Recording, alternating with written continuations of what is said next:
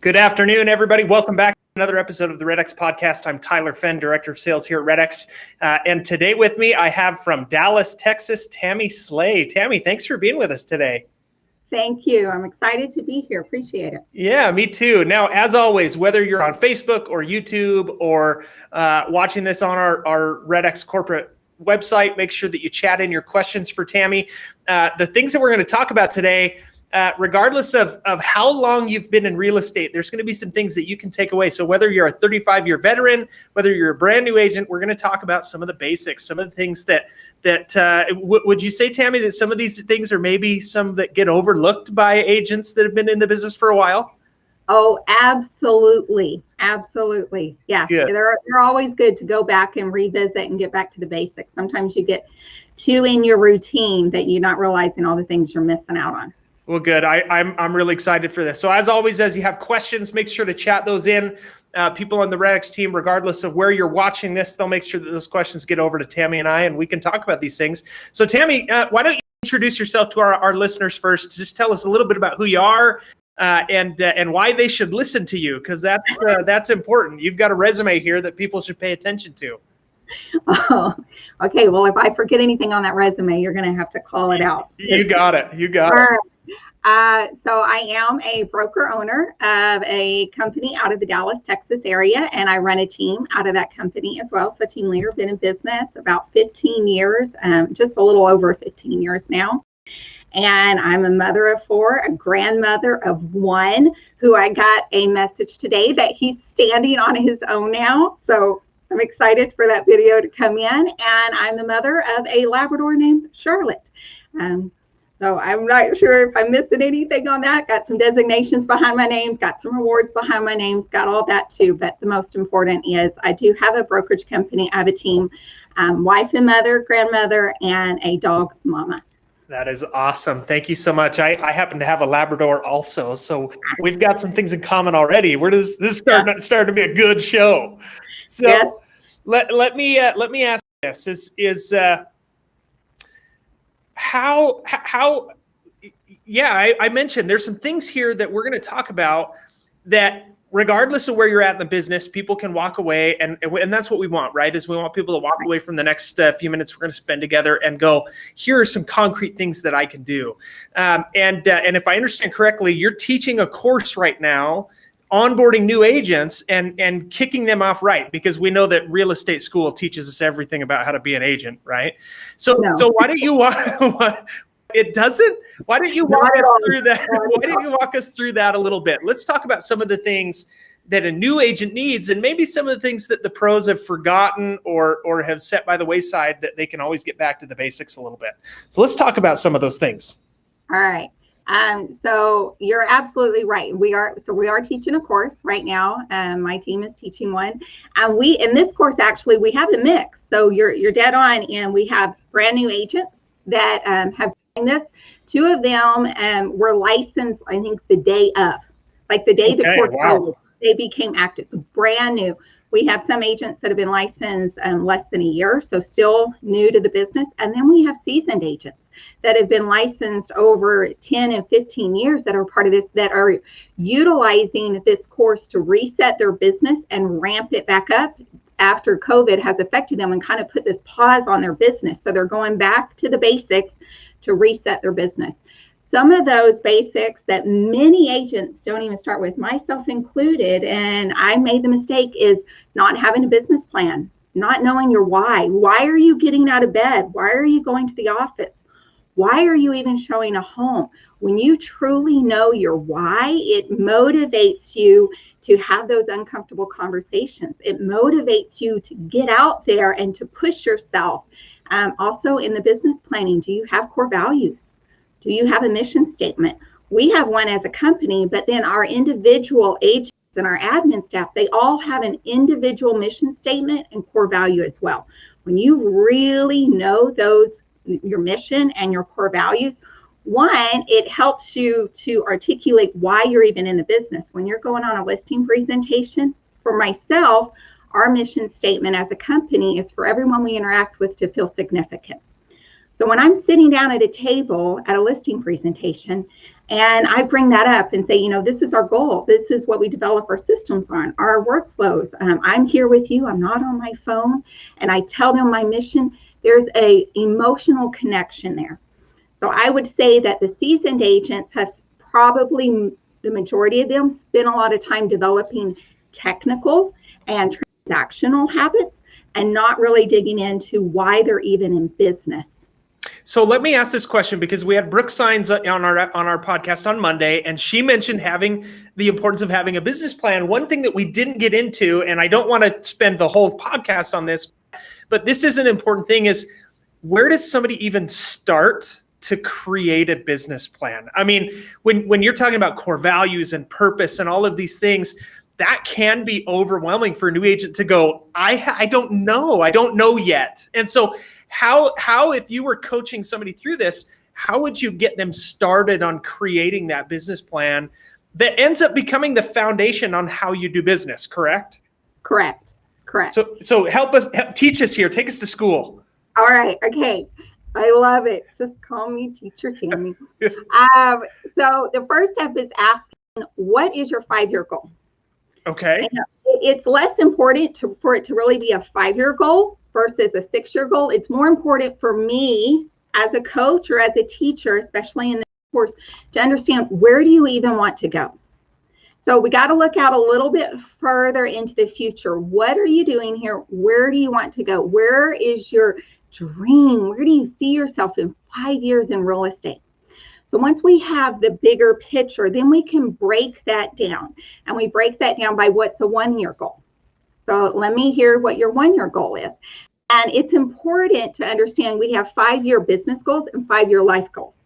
So when we're developing our business plan, we're focused on both. Everything in your life affects your business, and everything in your business affects your life. So when you discount the life and you leave it out of the business plan and you leave it out of your planning, you're doing yourself a disservice and you're setting yourself really up to fail. So when you're developing a business plan, when we're talking about the 5-year goals, I want to know 5-year life goals, 5-year business goals. Then we break it down to the 1 year, 1 year life, 1 year business. We break it down even more to a 6-month goal. Okay. And then we break it down even more from there to monthly and daily. So I can know what I need to do every single day to be able to hit my goal at the end of the year, whatever goal that is. If it's a social media following goal, if it's a transaction close goal, if it's a sales volume goal, a recruiting goal, whatever that is, when we start big and we break it down and we develop the plan, it truly and honestly comes down to a daily goal. You wake up on Tuesday and you do these activities. You do these activities on Friday. You build it into your plan and into your calendar. Then you hit your goals. It sounds a little simple, but it's a hard process, but you truly can break it down. Yeah, I think the exercise could certainly take more time than I mean, you're not going to have it done before lunch, I think. No. But if what I'm hearing is correct, let's say I want to sell 1,000 homes over the next 5 years, which we're going to use nice round numbers here. But then you're saying, okay, well, in your first year, you're having somebody break down how many are you going to accomplish in your first year? What pillars of business are those going to come from? How are you going to generate leads for that? And then you're breaking that down even further to, well, this month, that means month 1, we want to try to have 2 transactions this month. You want to double that to 4 next month.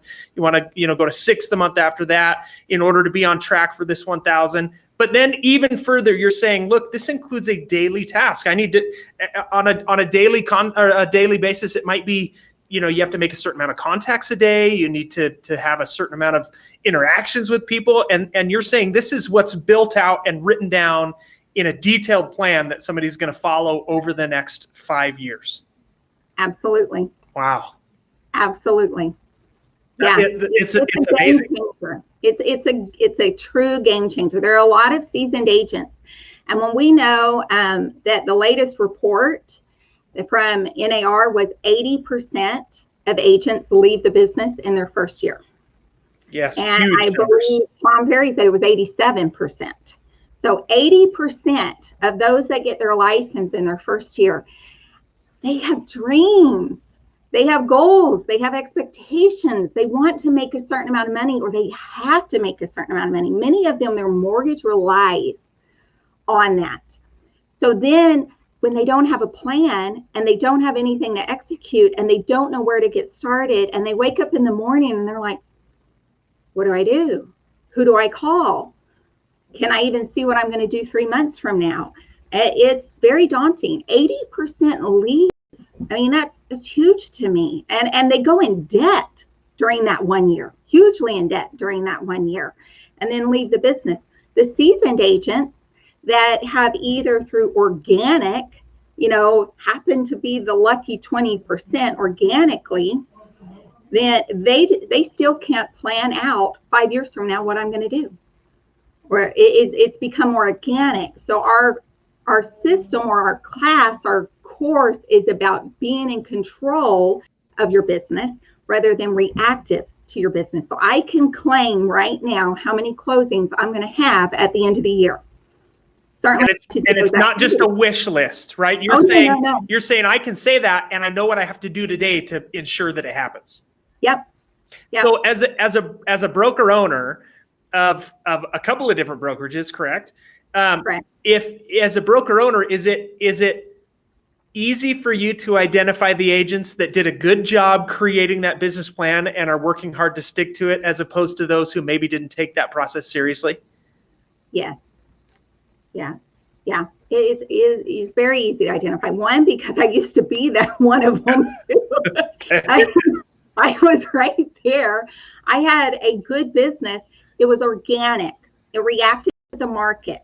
It was like I sat on this shelf and I waited for someone to just walk in front of my shelf and say, we need you, Tammie, to purchase or buy, sell a home. And then I get it put back on the shelf until someone else went, we need you, Tammie. Now I'm the one walking down the street going, I'm going to sell that one. I'm going to sell that one. I'm going to buy that one. I'm going to buy that one. I'm now in control of my business. I can claim from the very beginning of the year, even through COVID, and we're going to exceed our goals for the year that we set for ourselves in January 1st. We're going to bypass them. And I can claim that and already know what my numbers will be at the end of the year. So when I'm looking at amazing. College, it's, I don't have to have those uncertainties. I love it. That is amazing. And thank you for spending time to talk about that, because I agree. I think that having that plan written down is incredibly important. And I'm glad we spent a few minutes to talk about how to create that, because it's easy to overlook. It's easy to go, I'll get around to that. And then you're 10 years into the business and you go, oh, I don't think I ever did that. I've just been flying by the seat of my pants. So I thank you for spending a few minutes on that. So I love this idea of business plan, and then this becomes the foundation. What else is there? What are the other things that agents are overlooking, that they're missing out, or that new agents may just not know as they get into the business? Well, certainly with that is when we develop a strategic plan within our business plan, we create core values. Okay. We create a mission statement. In the course, we create one as a course. So we actually do a live exercise of that. If we pretend we're all on a team together, if we were all on a real team together, and these are agents from all over the U.S. So they're not agents that are just within my brokerage. It's a course that's open to agents all over. And we come together as a group of strangers and we develop a class culture. And the reason we do that is to teach people, agents, how to develop their own culture, how to develop core values, how to develop a mission statement. Let's create your own. So when you're done with the course, you have that. Once you have those foundationals of the business plan and your strategic plan and your values and your mission, that's a business. And do you see that? I'm not working a job. I just created a personal business for myself. Now I know where to go.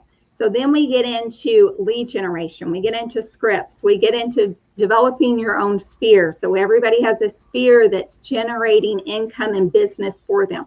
We get into the pillars of income. We create a buyer presentation, a listing presentation. We practice with the class. We have accountability partners that are assigned within the class. Finding a mentor, teaching you how to show a home. It's a dynamic course that really goes to teaching you how to read the closing statement.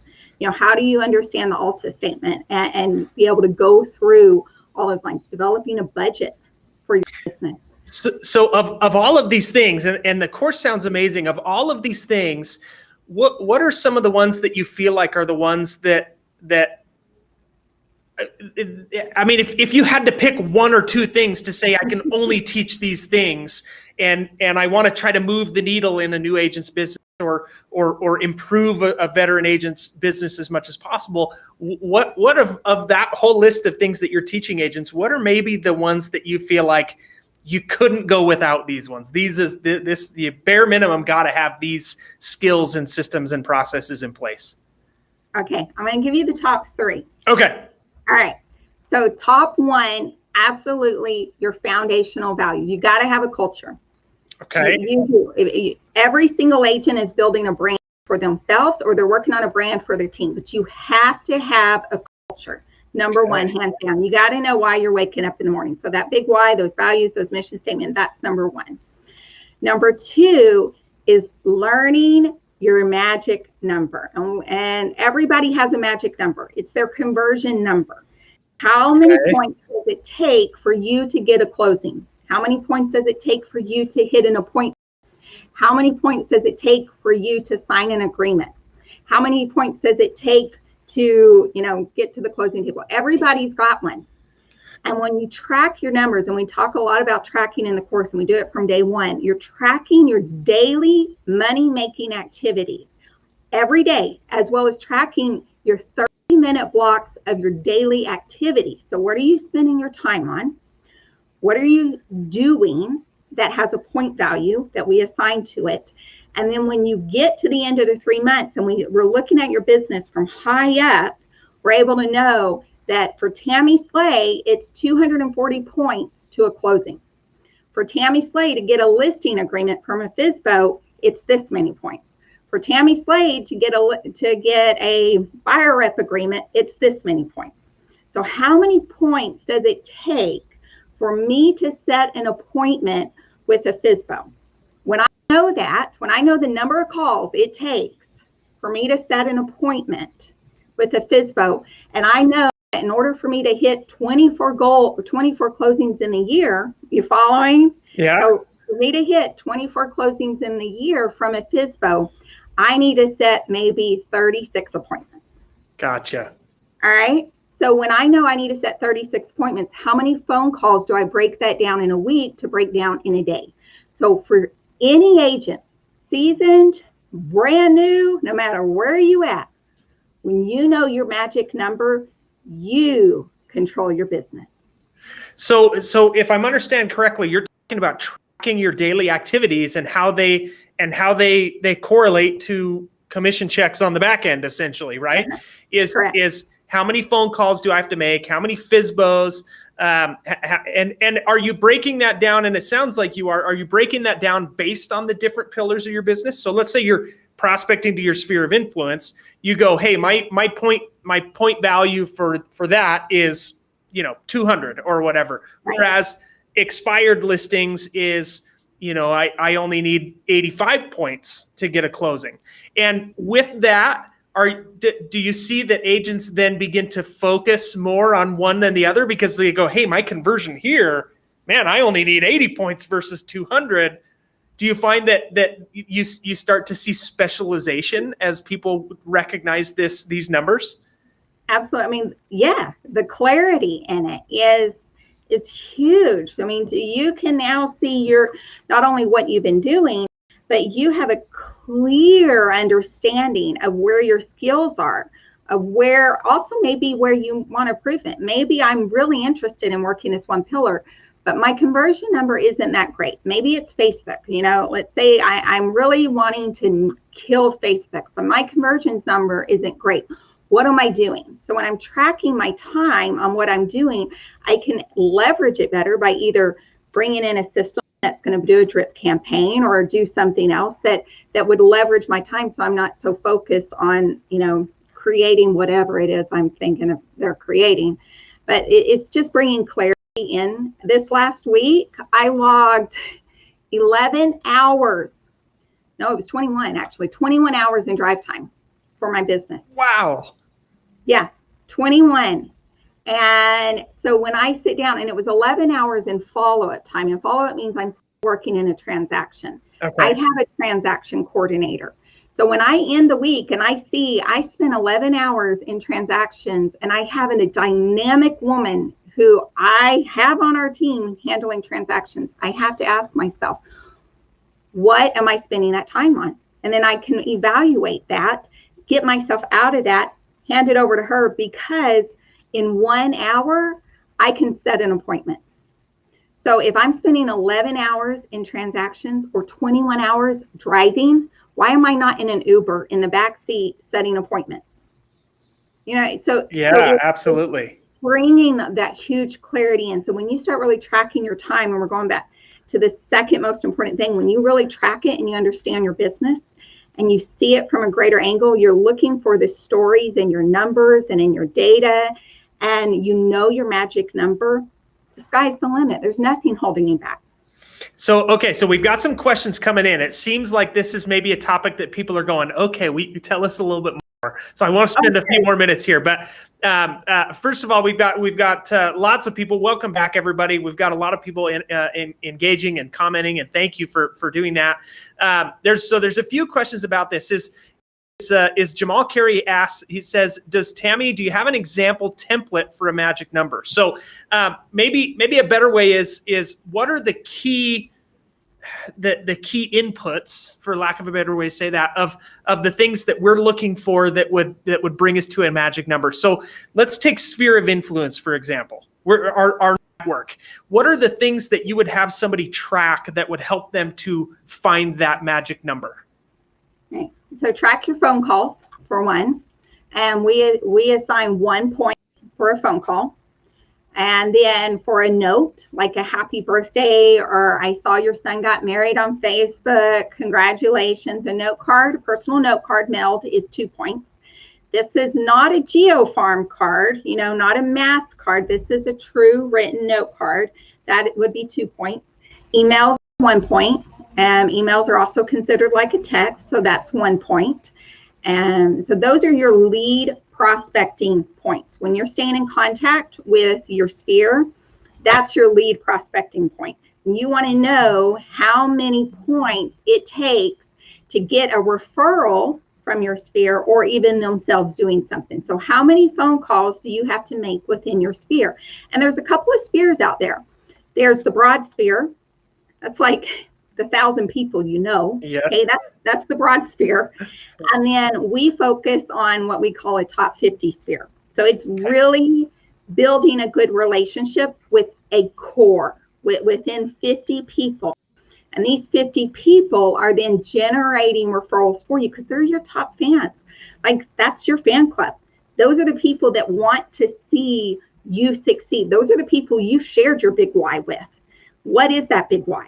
Those are people that say, I want Tammie to have her why. She needs land to take her grandson four-wheeling on. So let's gather around and help Tammie get some land with four-wheelers. Whatever it is, whether it's to pay for your kids' college, whether it's your husband lost his job and you got to make up the money, these are the 50 people that care about that. Okay, so your touch to them is going to look different than the 1,000 people If you're calling 1,000 people, you're likely calling them once a year, right? So your point conversion is going to be a lot higher than calling just a core group of 50. Gotcha. And thank you for clarifying that. And if I understand correct, calls, notes, emails, texts, and they all have a point value. So what you're tracking is how often am I trying to connect with people? How often and through what methods, right? Which, I look and I go, a handwritten note, that makes sense to me. And again, you mentioned that this is not your mass postcard campaign that you're sending out. This is a handwritten note that you're dropping in the mail. And it makes sense that would be worth more than say a text message because of the response that it gets. Is that accurate? It's accurate because it's meaningful. And so if you're using a text group or a text app that you just sent out 1,000 texts, that's not meaningful. I recognize those texts. All right. I know those texts are different than somebody sending me something that says, "Hey, Tammie, congratulations on the birth of your grandson. Loved seeing that you're able to spend a month with them." You know, that's personable. That touches me, and it's actually gonna make me cry if I think about it. But that touches me. Sending a happy Thursday, hope you're having a great one. It's like a little less meaningful. It's going good. My son just, killed it in a biking accident or whatever. Like, no, you got to know your people. Good. I love that. So let me ask one more time, or ask this differently. So we talked about sphere of influence. You mentioned these. Are you tracking the same things with, say, expired listings or for sale by owners? You're looking at calls, notes, emails, text messages, same thing, and those are the main things that you're tracking with the point system. Correct.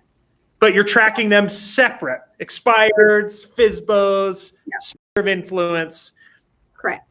Because you want to know your conversion on each one of those. You want to know your conversion on each one. We do start off softly, though. We don't hammer the people in the course. We start off softly in, let's just track how many calls you're making today. Whatever it's to, let's track your money making calls. And then we break it down as people start to understand what they want their pillar to be, because people don't know. Think of the majority of them are brand new agents. Mm-hmm. They don't even understand the pillars. It's more important in the beginning they develop the habit of tracking. They develop the habit of calling. That's the first most important thing. We're developing the habit before we're associating the points in different areas. So once you develop the habit and you get the understanding of why this is important, then we can break that out into your pillars and we take it a little deeper, because people are going to come in and not knowing if they love Facebook leads or if they love door knocking. And then some people are going to be like, I really don't enjoy FSBOs, but I'm so dang good at it, I'm going to do it. So it's just, until you learn that about yourself and learn really what moves the needle in your business, then we break it out. But we do start off soft with let's just track everything. So that brings another question to me: is how much data do you need to be able to say, okay, we've got an accurate portrayal? Like, do I need to go make calls for a week, or do I need to make calls for 90 days? And then so answer that, and then I've got one more follow-up question, because I love this concept of tracking your numbers, right? I firmly believe that you should be able to off the top of your head go, well, I know that I've got to make, my magic number is 250 for this lead type. I think that knowing that does allow you to track your business well. So answer that question for me. How much data do you need to have an accurate number? A lot. A lot, period. Keep tracking it. You just end it there. No, I'm still tracking. I'm still tracking. And the reason why is, once you become accustomed to it, it's hard. Anybody listening to this, anybody watching this, I want to make it sound a lot of fun. Like, let's all track. It's so much fun. I'm going to make it sound like that. But it's hard. It's hard to develop that habit. It's a new routine. However, once you get in the habit of it and you see what it's done, your inner competition comes out. Like, you want to compete with yourself to make that number better. And then also, I would say a brand new agent, when they track after 3 months, their numbers are going to look different a year later, because they become better at their scripts. They become more confident at what they're doing. They become more routine in it. It becomes second nature. And all of those will result in a lower number conversion rate, depending on what they're tracking and their pillar. So even myself, when we look at COVID this year and our team, our numbers are different right now than they were at this time last year. Yeah. Because the market influenced it. If, heaven forbid, we were to ever, and I'm not saying everything going on now, we're going to be back in 2008, but if forever we go back to that, the numbers are going to be different. But once you know it and you're able to track it, and you're able to say, you know what, last year my numbers were 100 points less, but this year, I'm recognizing for me to set an appointment, it's now this number. So let me adjust my time on the phone. Let me just allot more time, less at lunch and more time on the phone so I can still hit my goals at the end of the year because the market changed. So we've got a question that's come in here, and I love the question, but I want to ask it in a way that makes sense to the conversation that we're having. So I'm going to change it so slightly. So the question is, I'm currently focusing on dialing geo leads. Would you suggest switching to focus on something like FSBOs or expireds? So that's the question, but let me ask in relation to the conversation that we're having, because again, I love this idea of tracking numbers. In your experience, as you're coaching agents and you're running your brokerage, do you find lower point values with geo leads and just listed, just sold geographic prospecting, or do you find lower, better converting numbers, or we could just say more ideal magic numbers with something like FSBOs and expireds? I would say, so for us, getting to an appointment, we'll get to an appointment sooner on a FSBO than we will on a geo. It's just for different reasons. One is a FSBO's wanting people, wants real estate agents in their home, right? That's their goal. Right. We want real estate agents in our home. So when you call and you ask, can you come in their home? They're like, open door, come on in. Right. Like that's what they want. And so you're offering that up. So I can get into a home for an initial appointment sooner on a FSBO. Geos are a little different. When you develop a good relationship with a geo, you're going to have some kind of really good follow-up system with them. And it depends on how you're geoing. I mean, we geo coming soon listings. We geo for an open house. Some people develop a really good geo farm over a long period of time, and they're calling the exact same people all the time for a certain number of months, years, like 3 to 4 years. And they're developing that relationship. So their conversion after that amount of time and developing that relationship will be high. It'll be a good conversion. They're going to get good numbers out of it. But if all you're doing is calling a geo to say you have an open house coming up, would you like to attend? And they go, no, I'm not interested. And you go, okay, thanks, goodbye. Yeah, you're going to have, you're going to be on the phone a long time calling people. You're going to have to score a lot of points. You're going to have to score a lot. If your goal is to be the highest point person in the office, you're going to get it. So when you're calling someone on a geo to invite them to open house, you got to have the right script to keep the conversation going or to ask for their email. I understand you're not going to be able to make it to this open house. However, can we still email you a link about the property in case you come across anybody that might be interested? So you got to have something there to get more information, contact information from that geo to allow a relationship to happen. And then you can put them in a drip campaign, and then you allow that to go until they get to the point in their life, whatever's going on in their life, that they may want to do something. And it's going to be a couple of years later, likely, before they decide, you know what, I want to move. And I just recognize this space because it's coming in my email all the time. So let me give her a call. Does that answer the question? Yeah, yes, it does. And again, I think people want more because there's some more questions that are coming in.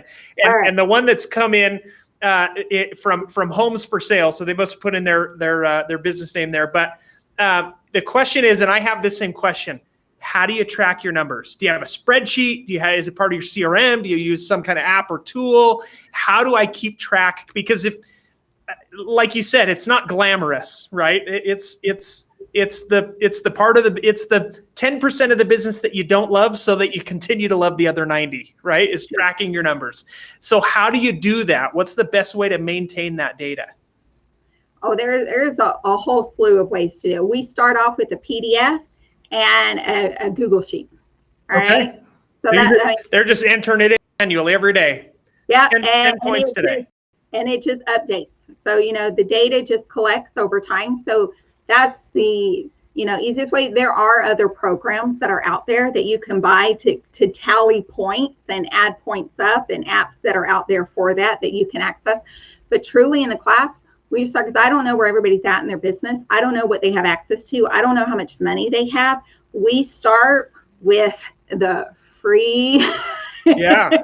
and least expensive resources. And it works.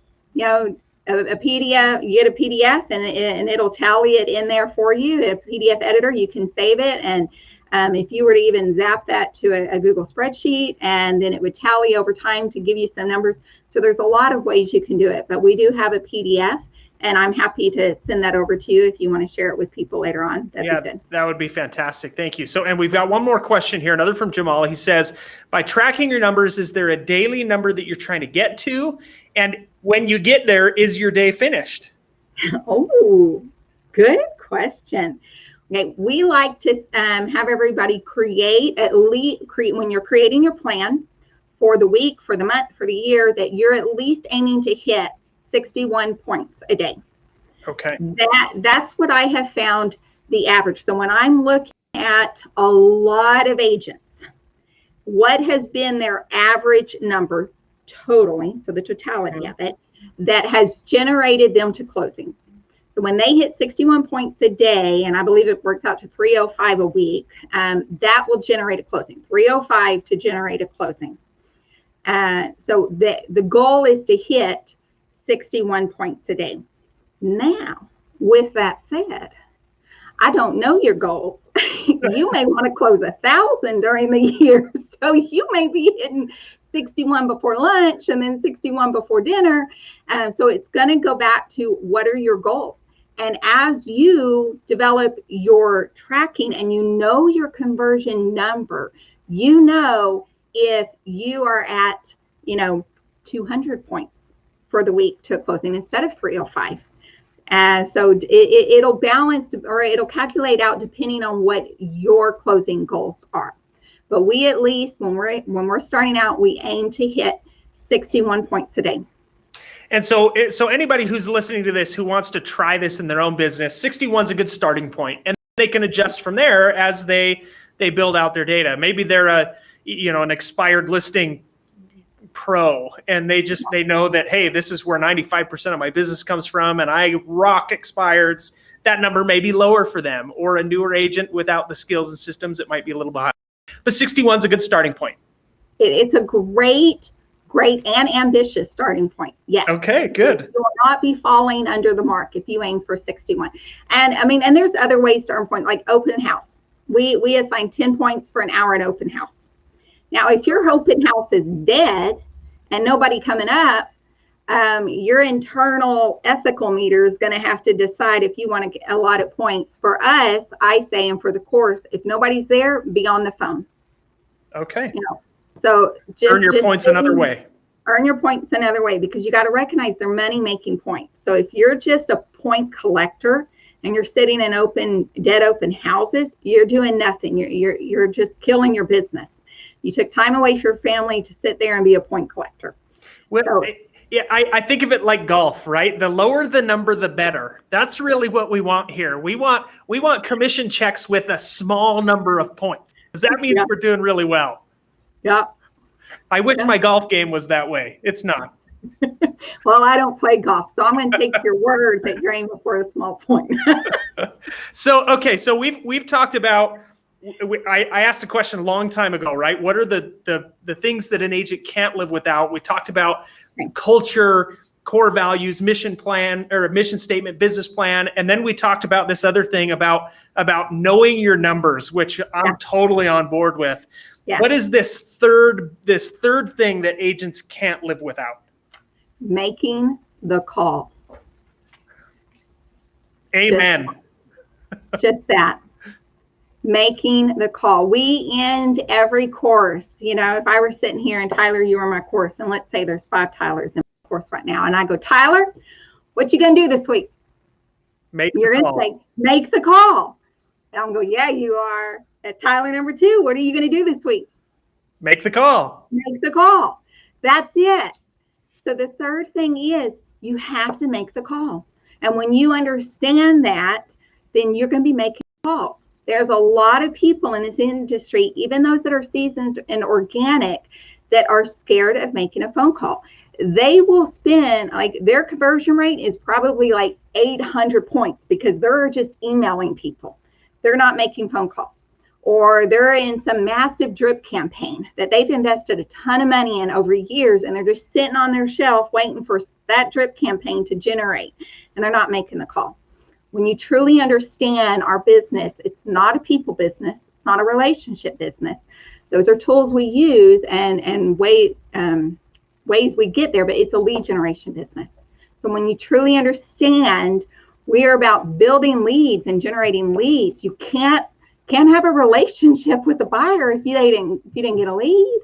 You got to have the lead. And in order to do that, you got to make the call. So the first, absolutely, the business planning with the culture. Second is know your magic number. And then the third is you got to make that call.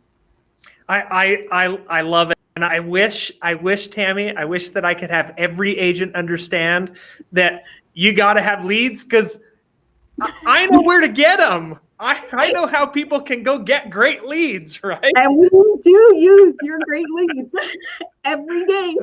So let me ask this question: is because a brand new agent and they could always get signed up with something like REDX, and they could call all the leads we have for a pretty low amount of money per month. Oh, yeah. But when you have a new agent in this class and you're saying make the call, does the question ever come in where they go, yeah, but who do I call? I mean, how do you answer that question? Do you have a order of priority where you go start with the people that you know, and then here's who you call after that? What's the priority for a new agent to get started doing that? The first we do focus on is your top 50. Okay. So that's the first. Is let's add names there. Let's get the 50 names there. And we have agents that relocate. So if you were an agent and you had a really good business in one state, but then you moved to another state, your sphere in that state that you developed your past clients, it's gone. And yeah, it just went away. So you got to set that back up. However, when we're developing a top 50, going back to the number one thing is building the routine. You're building a routine to contact 50 people every month. So I don't care where their names come from. Add your mama, add your Aunt Sally, add whoever it is to the list. Because if you're building a routine around 5 people, it's going to be hard for you to build a routine around 20. You got to set yourself up. You can plug new people in later, but you got to set yourself up with calling out of that sphere. Now, the next, when we get into another pillar, and this is why I love working on more than one pillars, because guess what you can take with you when you go to a new state? You can take an expired business. I was going to say, you can take REDX. You can take REDX. You can take the geos. You can take a FISBO. When you learn another way to generate income besides the people who love you, that can go with you anywhere. You can develop a business and be successful anywhere. You're going to take that knowledge and those skills with you. So the next is if they don't have something like REDX, and I would highly recommend everybody does have REDX, because it's almost just, and I hate to say stupidly cheap, but it is so cheap that you have access to so much within it that I don't know why anybody doesn't have it. I totally agree. Yeah. That wasn't even a shameless plug there for you, Tyler. That was just brutal honesty. Hey, you know what, Tammie? I don't mind shameless plugs. So even if it was, that would be okay. But I do appreciate the plug. You're welcome. You're welcome. I got you. All right.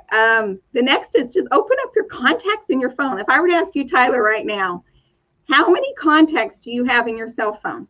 Do you know the number? Yeah, probably 400. No, I bet you got more than that. Oh. I would bet. Thank you. I would bet you got 1,000 contacts in your phone. But even if you did have 400, guess what? That's 400 numbers of people you can call. It's Absolutely. More important when you're starting in the business to making a call and developing that than it is what script you're using, what you're saying. It's more important. Pick up the phone and call people. You're developing that time in your day. So if you're setting aside your prospecting time from 10 to noon, Monday through Friday, and you sit there and say, I don't have anybody to call, it's an impediment, right? And we speak a lot in the course about fixed mindset and growth mindset. It's an impediment. You got people to call. You might not know what to say, so call your mama. Whoever it is, you're developing the routine of sitting down from 10 to noon and making the call. So here's the key question. How do I get over the fear of picking up the phone? because that, like you said, there's even a lot of veterans out there that are afraid to make the phone calls. And I'm on the same page here, right? Everything you're saying, I'm agreeing with. But that's one of the questions that we get at REDX a lot is, how do I get over that? How do I get over that hump? Because once you do create the muscle memory and the schedule, and it becomes a lot easier, but you still got to pick up the phone and dial. And that's hard for a lot of people. So how would you get me through that if that was something I was struggling with? Well, the first is I recognize you're scared of it. And I would say, and I tell this story a lot when, and I don't want to take up too much time, but when I was younger and I had to get from point A to a point B, this is like third grade, okay? And I had to get to point B. I had to be at this girl's house to play with her new Barbie doll set. She got this new house. I loved it. I wanted it. I was jealous of it. I had to get there. But I wasn't allowed to cross this major highway to get to my friend's house. And I found a way to get there. And one is I used the storm drain gutter, think Teenage Mutant Ninja Turtles, to get from point A to point B, because my mama said I can't cross the road. So I did, and I went under it. And I remember when I was down in this storm drain, looking at complete darkness, like total darkness. It stunk. It was nasty. I was scared to hear the water going. I knew my mom was going to shoot me. And I'm looking down there, and I was scared. All right. I was scared. But my desire to hit my goal was greater than my fear. And what I did was I developed a plan to not really overcome. I was still scared. Or what I did was I crawled out and I went home and I got a flashlight. And I used that tool to help me get to my friend's house. Was I still scared down there? I was. So when I'm talking to people about the fear, it's you recognize you may never, ever, ever get over that fear. And that's okay. However, don't let it prevent you from succeeding. So once you acknowledge that you have the fear, it enables you to develop a plan or to find a tool to get through it and to make that call. And sometimes those tools are scripts. Sometimes those tools are a buddy. Sometimes those tools are, I'm going to call and practice on my mama first before I do this, whatever it is. But you have to at least acknowledge that you're scared of it. I talk to a lot of people. I tell you, they are scared of making that call, but they will never admit it. They will never admit it. And I can't do anything with that. I can't help it. They can't help it until they come to the realization that they are scared. And I'm not telling people get over it, because there's going to be things you do that is still just scary. I get on a roller coaster. I ride them with my kids all the time. And guess what? I close my eyes. I'm still scared. I'm still scared. I didn't overcome it. I just learned, okay, this is what helps me get through it. And everybody's going to be a little bit different. Whether that's an empty room, you may realize, you know what, I'm scared to make a call because there's 20 other agents in this office and I don't want them to hear me. So go to the bathroom. Go to your car, go to Sonic, wherever it is. But find the tool that helps you and can enable you to just make that call. That's fantastic advice. Tammie, thank you so much. I think that, as I mentioned at the beginning, I want people to be able to write a few things down and take a few things away. I've got 2 pages of notes just from us talking right here. And that's just so that I can make sure that we're getting the right information. I can't imagine somebody who's listening going, I'm going to put these things in my business today. So thank you so much. We're buttoned up to the end of our time here, but it's been a fantastic 50 minutes. And I can't thank you enough for the things that you've shared with us. To everybody who's been listening, whether you joined late or early or you've been here the whole time, thank you so much for taking time out of your busy day to be with us. REDX continues to do this podcast because we want for people to learn how to be successful. We want for people to be able to take things that other people are already doing successfully, duplicate that in their own business. we're not trying to reinvent the wheel. We just want to teach people how the wheel works. So thank you for being here with us. Whether you're on Facebook or YouTube or on our corporate page, make sure you're subscribed to the updates. So go to our website, theredx.com, and you'll get a pop-up there that allows you to enter in your email, or you can go to our blog and register so that you're getting the updates for this podcast there. And as always, make sure you go to our customer forum. I don't know, Tammie, if you've ever been in our customer forum, but it is so awesome. And it's such a good place. It's right in Vortex in the upper right corner, and it's where you can connect with other REDX users, where you can connect with other prospectors, and it's a fantastic place. In fact, we've got some contests that we do in every once in a while as well, and I think that we've got one going there. So if you listen to REDX customers, make sure you get in there and see what contests we have going. Tammie, thank you so much. I think we could go for hours more. And it wouldn't slow down at all. I think that we'd just get faster with the information that you could share. So thank you for sharing your expertise with us, and congratulations on your first grandbaby, and we hope there's many more to come. If you'll stay with us right after here, we'll go over some things post show. But again, guys and gals, thanks for being with us. We'll be back on Monday, the 6th. We won't have an episode this Friday as we're coming up on the Independence Day holiday. So we'll have another one here come Monday, 1:30 Mountain Time, 2:30 Central. Thanks so much. See everybody then.